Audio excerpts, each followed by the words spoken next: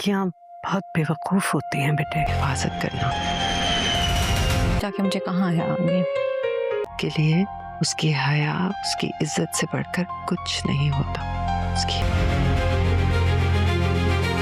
इस उम्र में लड़के लड़कियां दोनों ही बेवकूफ होते हैं अम्मी। प्यार का बुत बनाते हैं और फिर उसे पूछना शुरू कर देते हैं। डिग्री लेने जा रही हो, अकल लेकर आना वहां से। क्या पता ना डिग्री आए ना अकल। और फिर जब वो बुत टूट जाता है तो उनको लगता है सब खत्म हो गया।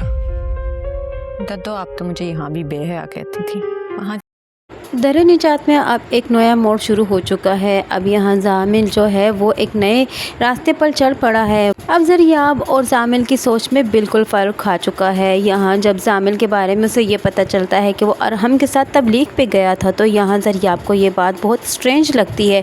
वो इसी सिलसिले में बात करती है तो जामिल उसे ये बात कह देता है कि ये सब कुछ तुम्हारी दादों की वजह से तो हुआ है।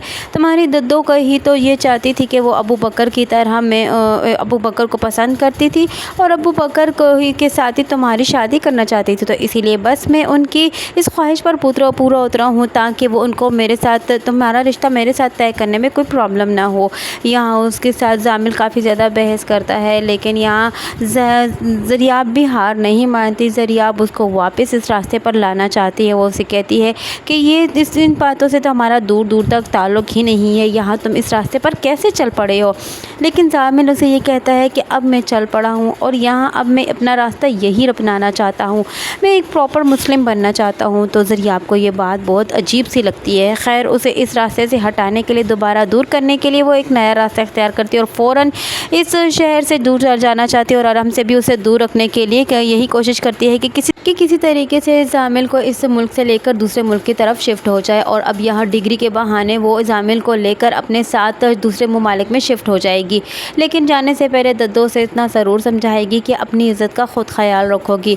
दोनों लड़कियों की इज़्ज़त जो है वो बहुत ज़्यादा नाजुक होती है। लेकिन ये बात कहाँ ज़रियाब को समझ आती थी। लेकिन खैर जामिल की सोच अब बहुत बदल चुकी थी। जामिल ज़रियाब के साथ रहना नहीं चाहता था लेकिन ज़रियाब जो थी अब भी उसी सोच के मुताबिक जामिल के साथ रह रही है। लेकिन जामिल की सोच जो है अब बिल्कुल अलग हो चुकी है। जामिल की तवज्जो अब पढ़ाई में नहीं लग रही, जामिल की तवज्जो तो अब अलग ही है।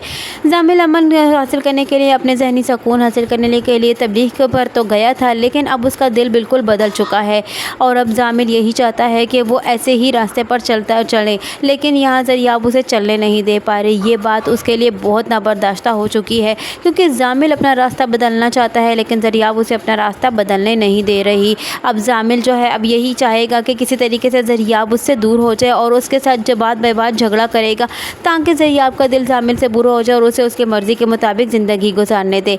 अब देखना यह है कि ज़रियाब और जामिल की सोच में इतना फ़र्क आ चुका है तो क्या ज़रियाब से जान छुड़ाने के लिए जामिल अब क्या करेगा या फिर ज़रियाब भी जो है अपनी मोहब्बत की खातिर जामिल के रास्ते पर चल पड़ेगी। इधर दूसरी जानिब जब यह डायरी पढ़ती है अबू बकर की माँ तो जब देखती है कि हमना जो है वो अबू बकर से मोहब्बत करती है तो उसे अपना माजी याद आ जाता है। इस बात को लेकर वो रोती है और फिर अबू बकर से रब्ता करती है। अबू बकर को समझाने की कोशिश करती है कि हमना तुमसे मोहब्बत करती है इसलिए तुम अपने हमना को अपनी ज़िंदगी में शामिल कर लो। लेकिन ये बात अबू बकर नहीं समझेगा और अपनी माँ को उल्टा समझाएगा कि इस उम्र में सबको मोहब्बत हो जाया करती है लेकिन मोहब्बत के चक्रों में हम अपनी ज़िंदगी को बर्बाद नहीं कर सकते। ये एक जज्बाती अमल होता है और वक्त के साथ खुद ही ख़त्म हो जाता है। खैर अबू बकर ये कहकर बात तो ख़त्म कर देता है लेकिन अब ये देखना यह है कि आने वाली एपिसोड में क्या करेगा अबू बकर। क्या उसकी माँ वाकई में उसे मजबूर करेगी कि वो हमना से शादी कर ले? क्या अबू बकर हमना से शादी कर लेगा?